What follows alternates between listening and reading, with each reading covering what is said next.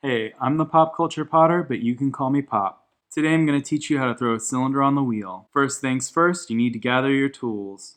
You need a pin tool, a wooden knife, a metal rib tool, and your wire tool. You will also need to procure a blue towel, a red bucket, and a sponge. For this project, you'll need about 1¼ to 1½ pounds of clay. This will be enough for you to make a cylinder that can hold about 10 to 14 ounces. To begin the process, it is important that you make the clay smooth. So you're going to want to beat the fuck out of it, the way life beats you. So at least enough that you're totally unrecognizable and a younger version of yourself would be ashamed of what you have become. A nice smooth ball of conformity. Then you need to get the clay stuck to the wheel. To do this, I will throw the clay into the center of the wheel using the high five method. I measure from my elbow to my hand and I smack the clay in the center. Once the clay is stuck to the wheel, you will spank it a bit more to let it know that it has been bad, and to get it into a nice anthill-like cone shape. You need it to be smooth. If there are any bumps, it can kick your hands off the clay while it is spinning on the wheel, and that would be bad. Now you want to get your hands nice and wet. Don't be shy. Go ahead and splash a little water on the clay. Always keep your hands wet. At this point, you should anchor your left elbow into your thigh so you can channel your body weight into the clay. Lean in and push with your left hand from the base at about the 6 o'clock position. Notice it is already beginning to comply with my input. With your right hand, come from about the 3 o'clock position, anchor your right elbow into your thigh, and use your hand to squeeze from the base. If you're doing it right, the clay should move up in your hands. This order of operations is called coning and doming. It is important because the smoother things are at the start, the better off you will be later on in the process. You will know when the clay is tall enough as it will start to sway in your hands. Then you will know it is time to return the material to the dome state. To get the clay back down, pay attention to the position of my hands like you were gripping a bat or a golf club. Your thumbs will align and your hands should be tight together and offset at the palms at about the middle of your left hand. See how I clench my fingers to tense the muscle in my hand to make it stiffer and more imposing against the moving clay? This process centers and works water into the clay to make it more malleable and acceptant to bending to your unflinchingly rigid will. The way peer pressure can make you do things you are told rather than question it for fear of being identified as a dissenter of the group's common goals or morality.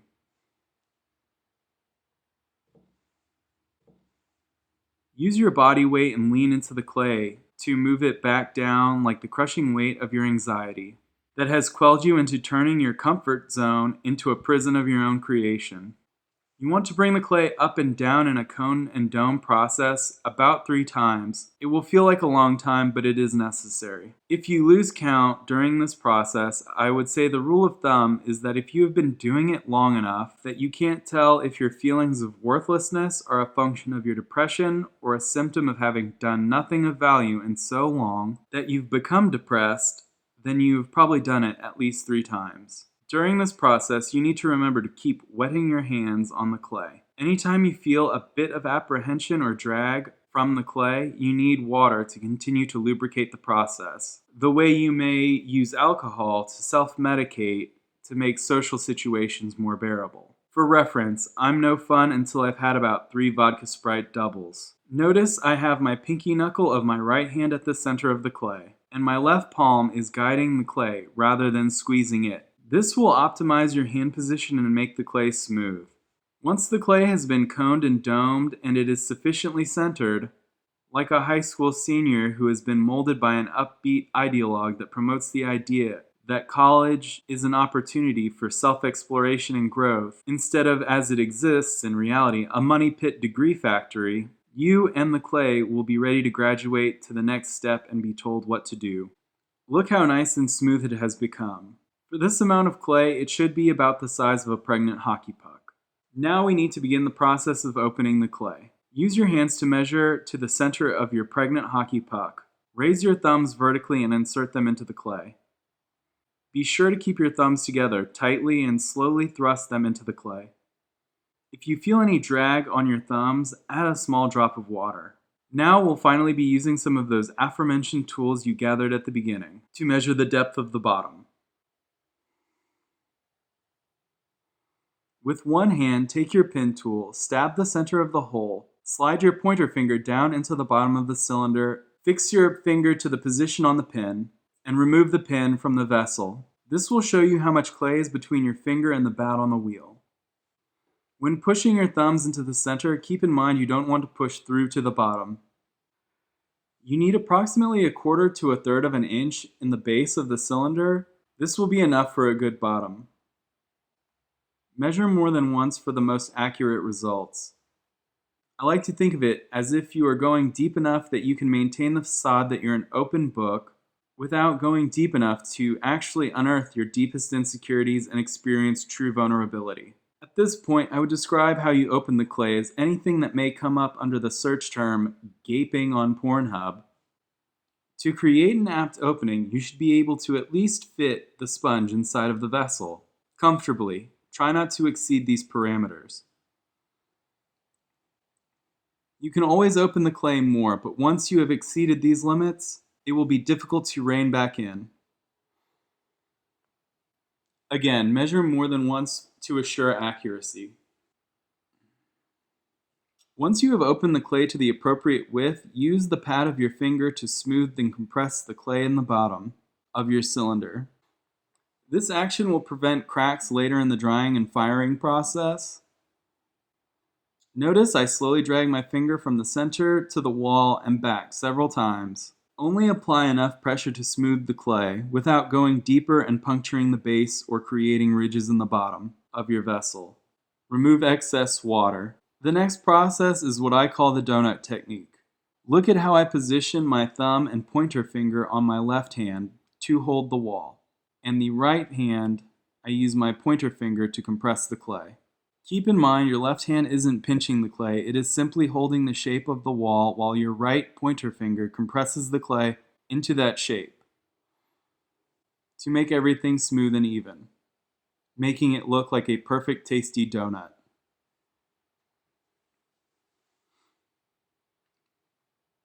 This is a side angle to give you a better idea of what this process looks like. But while we wait, if you or your business would like to sponsor this kind of content, feel free to contact me directly. For instance, Duolingo will murder your family if you can't fluently bargain for their lives in Portuguese. I could even write a jingle. Duolingo. Moving forward, if you are familiar, fix your hands to denote that you are in support of the Wu-Tang Clan. The RZA, the Jizza, Ghost, Cap, You Got, ODB, who now goes by the Dirty Wonton King. Wu-Tang ain't nothing to fuck with, protect your neck. With your left hand on the inside and your right hand on the outside, your right hand will be pushing into the clay, while your left will be remaining stationary, not pushing, but only responding to the pressure applied through your right hand. Try to allow the clay to make a full rotation before you move your hands upward in the pull.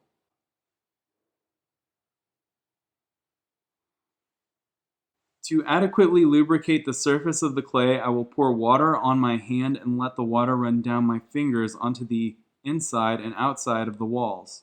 Then I will repeat the pulling process. Make sure you don't allow water to linger in the bottom of your cylinder. When pulling, modulate the pressure you apply as you reach the top. You don't have to press as hard as you reach the top as you did at the bottom. You should always start from the very bottom and move to the top with every pull. See, at this point, I begin to reduce the pressure I am applying. Additionally, once your fingers come to the top, allow them to slowly continue upwards, gliding off the top.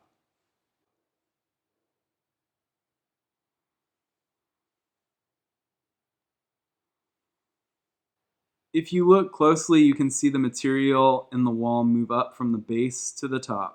For reference of how much pressure you need to exert on the clay, I would describe the amount of force as the same amount if you were squeezing a fruit to see if it was ripe. Again, let's look at this from the top. Remember, the left hand is stationary, responding to the pressure applied by the right hand. See how as I pull, the top becomes much thinner than the clay at the base? Because you need more clay at the base to support the clay at the top. Like the children of the affluent stand on their parents' shoulders to call themselves successful. Again, remove excess water from inside the cylinder. Maintain a smooth and steady pull.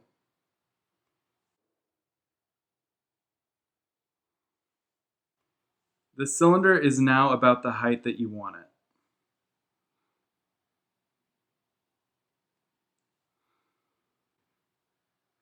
Now that the clay is tall enough, we will move forward to the refinement stages of the process to make it more aesthetic.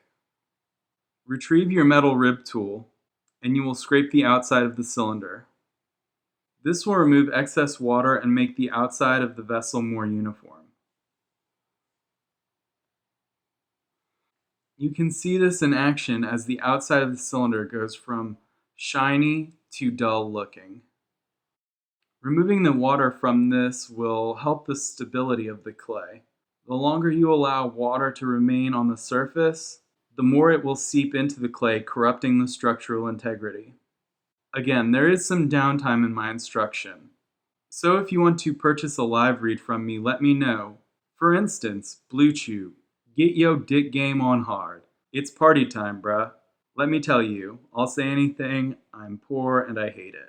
Once the outside is done, flip the rib tool and use the curved side to shape the inside of the cylinder. Once you become more proficient, embrace this as an opportunity to exercise your God complex on something smaller than you, that you can give shape to, and endow with qualities you wish you possessed. Keep in mind you are approaching the final stages. If you mess anything up, it will be fine. Like many things in life, this or anything else we do doesn't matter and will have no effect on anything. But remember, if properly cared for, once fired, ceramic artwork can and will outlive you. So every mistake you make during this process will echo in eternity. But as I mentioned previously, existence is empty and without meaning, so it doesn't matter. As we approach the end of the process, you need to put the final touches on your cylinder.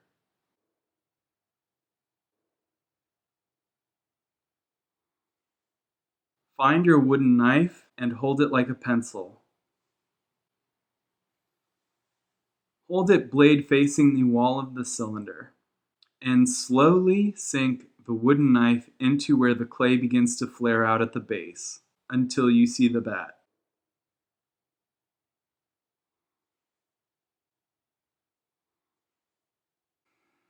Then stop the wheel. Flip the knife over, blade side down, cutting into the ring, and hold the knife at a 45-degree angle pointing towards the center. And again, angle your knife 45 degrees in reference to the wheel head. Slowly turn the wheel on and let the movement of the clay on the wheel do the cutting for you. This should remove the excess clay from the base. Again, stop the wheel, take your wire tool, anchor the loops around your pinkies, and wrap the wire around your fingers until you only have about an inch of wire exposed and taut. Using a short amount of the wire will give you more accurate control for this step. Cut down into the lip of the cylinder about 1/4 of an inch and activate the wheel at its lowest setting. Allow the wheel to complete 2 full rotations. Lift the piece that you have cut away in a smooth motion and cast it away like all the things that don't positively contribute to your life. Now, because I will drink from this, I need to soften the lip. With my thumb and pointer finger of my left hand and the pointer finger of my right hand, similar to the position that my hands make during the donut method, assuring that they are appropriately wet, lightly drag them on the edges until they are smooth enough to be inviting to the soft tissue that comprise your lips. To completely finish the process, you now need to remove the cylinder from the wheel. To do this, liberally apply water to the surface of your wheel, then revisit your wire tool. Pull the wire tight and press down into the wheel with your body weight, and pass the wire below the cylinder several times in an effort to work water under the cylinder. Then gently but assertively push at the base of the cylinder to move it to the edge of the wheel, into your waiting hands, and lift it away. Place it away from your workspace to dry out. If you have made it this far, I just want to thank you for watching the video. If you want to see more of my work, hit my IG. I'm the Pop Culture Potter. I'll put a link in the description. If you think I should make more videos, hit the like button like your acute awareness of mortality hits you every day. And subscribe to make this relationship feel super codependent. If you have any questions about any of the processes, leave them in the comments and I'll try to elaborate on the various techniques that I use as best as I can. Alright, thanks. Bye.